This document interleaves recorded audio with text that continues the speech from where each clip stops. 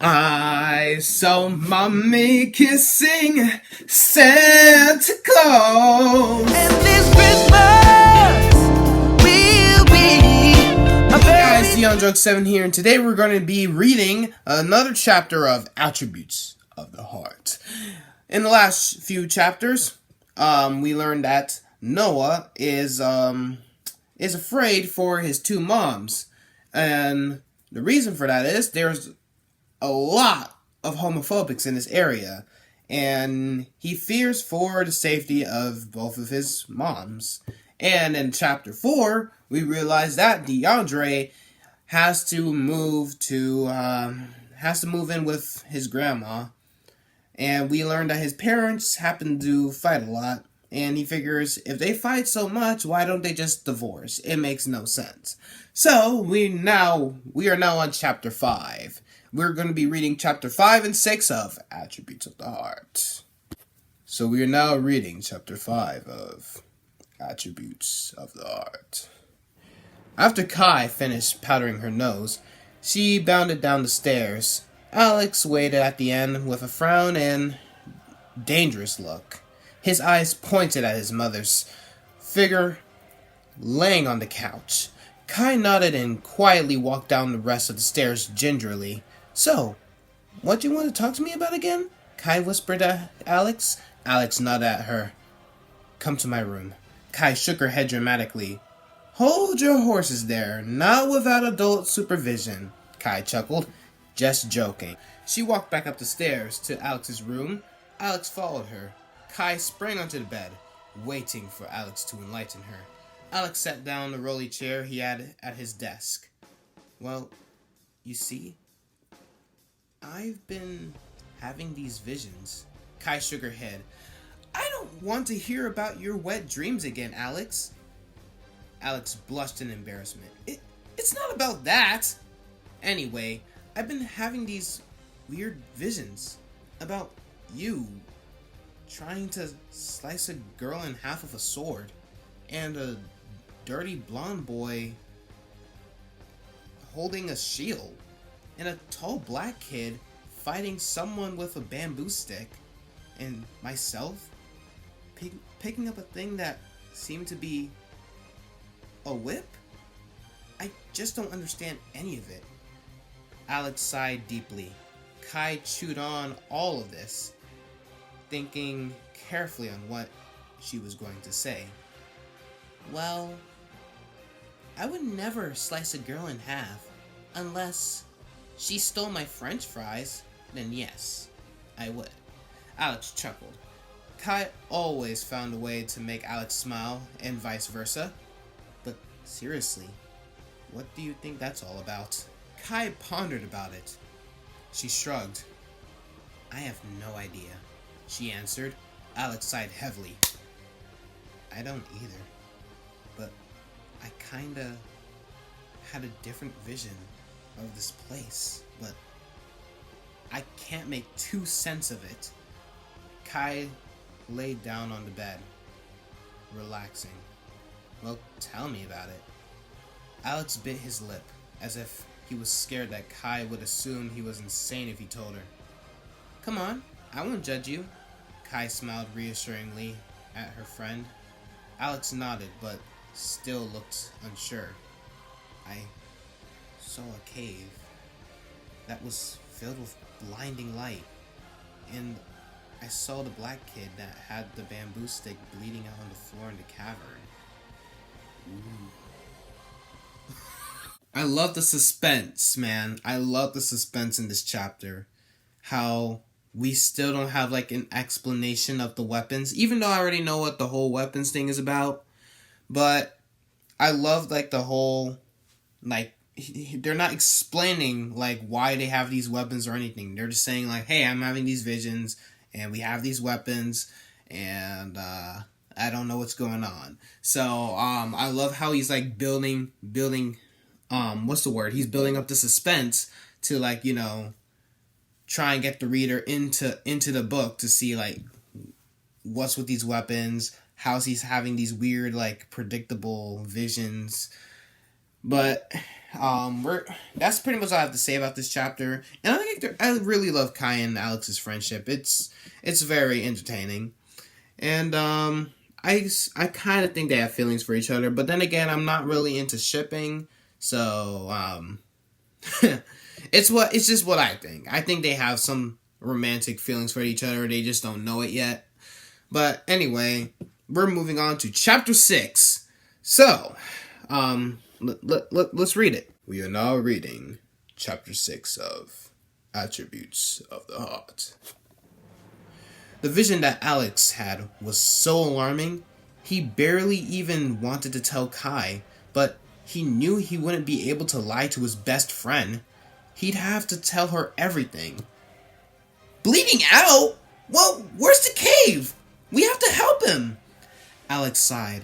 It's not that simple, Kai. I'm not sure where the cavern is, and we're not even sure if it's in our town. We just have to wait until I get more, I guess. Kai groaned.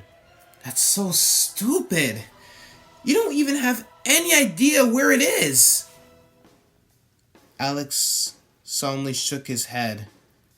We don't even know if it's happening today, Alex added. Kai bit her lip, and her eyes clouded up. I guess you're right. We'll just have to wait, I guess.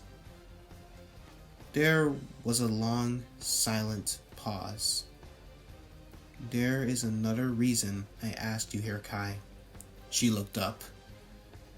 I need help with a little something. Kai remained silent. Alex pulled out a piece of paper from the binder on his desk and handed it to Kai. Would you help me with my homework? Okay, so we know it's not that... we know like the story isn't that fully like dramatic, as we can tell by the ending of chapter 7 there. Not chapter 7, chapter 6. I can't read for crap. So, what I really love is how, I just like the concern they have for these characters that they don't even know themselves. And it's just amazing. So, we know that Alex has these weird visions, and this is why, I'm guessing this is why, Kai's stepmother, April. Yeah, April. Okay, I'm not good at remembering names sometimes, alright? And I haven't really read a chapter in like a week or so, so yeah, you can already assume I'm forgetting names.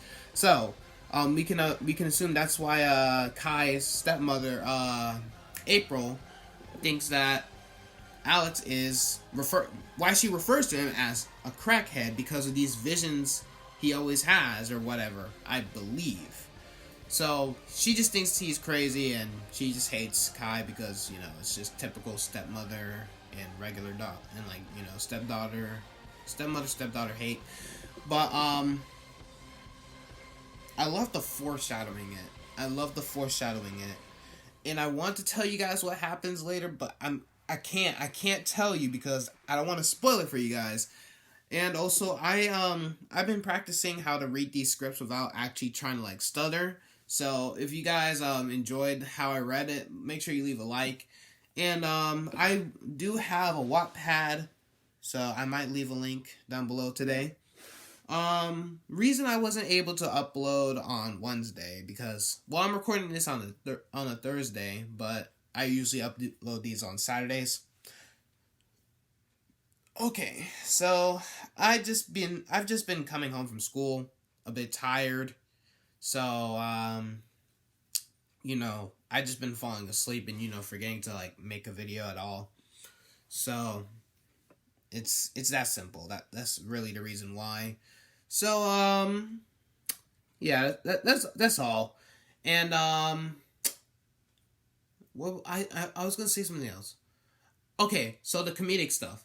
So, I love the comedic ending because, like, if you guys read this, Orange has, like, these little ellipses in the chapters, right? like when it seems like something dramatic's about to happen, and I love it's just like, would you help me with my homework? Like, it's just a savage right there. That is savage right there. Me, Orange, and our stories are they're totally different. So Orange, right? His story, it's based on like real world like problems with people in general, and it's also fiction at the same time. It's like a realistic fiction where you can relate to these characters, but you can also, enjoy the book with the magical weapons or whatever.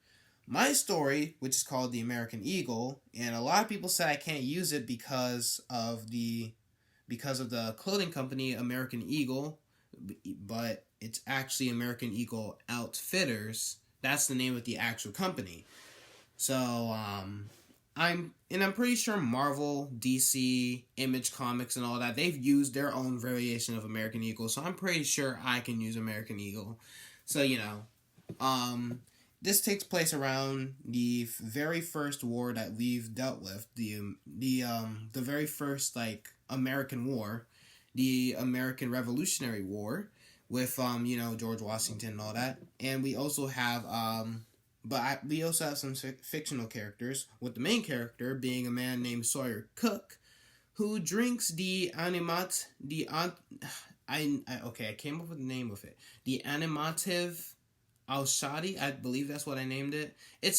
I literally just went on Google Translate, looked up what's superhuman in Indian or whatever, in Hindi, and it translated to Adimanev Al-Shadi, which means superhuman, I believe.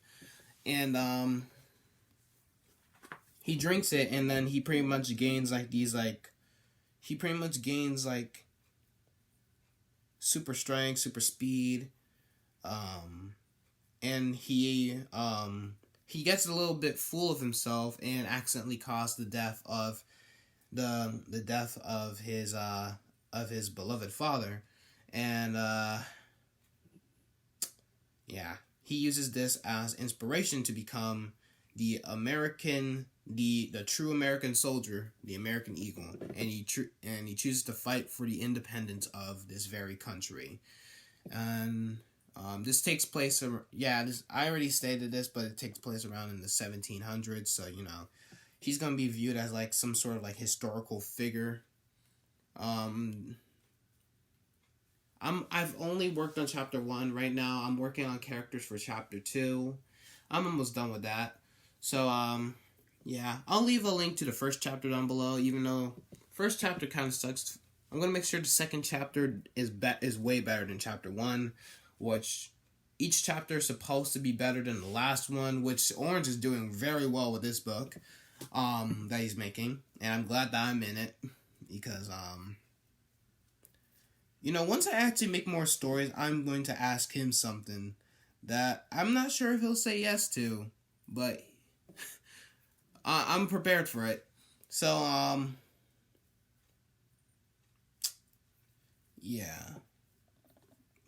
what was I gonna say?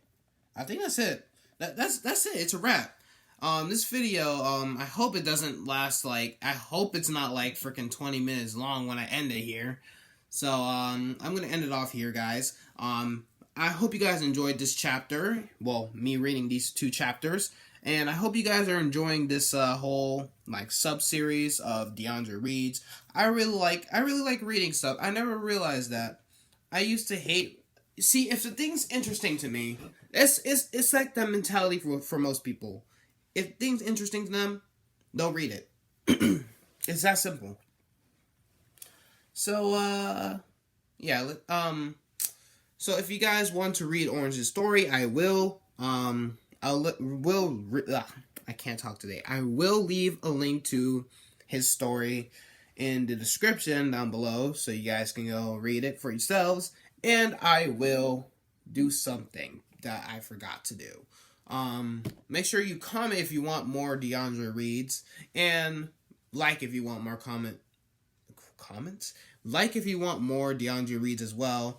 And make sure you subscribe for more Deondre Reads. And if you guys are new to this channel, I do reaction channels, I do skits, I do random crap, I do cartoons, and I guess I read. I do multiple things. I just do a lot of fun stuff. So make sure you subscribe if you want more, and become a Hawkling. I'm still working on a name for you guys who actually subscribe to my channel. We are a quarter away from reaching 300 subscribers. I never thought I would make it at least this far. I mean, 300 subscribers is nothing nowadays, but it's pretty big for me. So I'm hoping by the end of the year we can reach 300. So make sure you like, comment, subscribe, and I will see you guys next time. And also, by the way, I do have Facebook, Instagram, Twitter, and Snapchat. You guys will see what my usernames for those social media accounts are at the end of this video, and I will leave the links to my social media in the description down below, along with my story and Orange's story. And I'll see you guys next time. Deondre 7 out with the ho ho ho.